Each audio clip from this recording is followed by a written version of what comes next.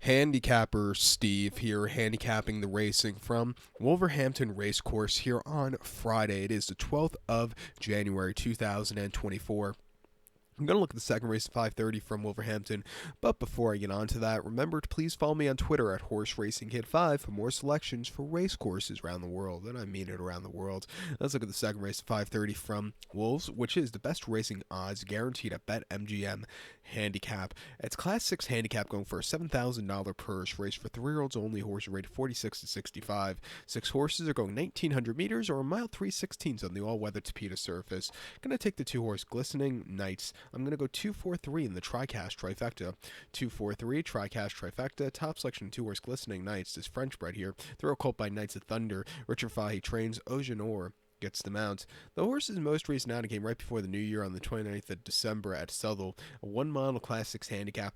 Down in class, he finished third by 1 3/4 lengths. He wanted more ground, but he got around the 1-turn mile well. He had a decent turn of foot from a tracking trip. Not a bad race. Back to a longer trip around 2 turns again locally where he showed potential last time out. I expect him to really run a good race and get the job done. 2 back in a Class 5 nursery handicap here at Wolverhampton of 1,700 meters on the 22nd of December. He finished second by 1 3/4 lengths that day, and he had a good stalking trip that day. A little bit of a turn of foot. I thought he wanted the extra furlong, but not a bad race after all said and done. And then Newcastle, 19th of November, a mile in a Class 5 nursery handicap, finished 5th by 6 1/4 lengths that day. You know, he just kind of stalked that day, never really had the turn of foot. He kind of weakened late. You know, maybe he needed the race there. And then he ran against 2 tough competition at York in October. A mile in soft ground, Class 2 handicap, finishing 9th by 9 3/4 lengths. He completely crumbled. Soft ground, very tough Class 2 at York at the end of the season. In general, those York Class 2 handicaps are tough. He's just not that level. Way down to a Class 6 today, getting the nearly mile and a quarter trip, which I think is bred for through and through. He's in a good spot to win. I think the 4's Manas Ariba for Rab Havlin and Ed Dunlop could get the trip to win.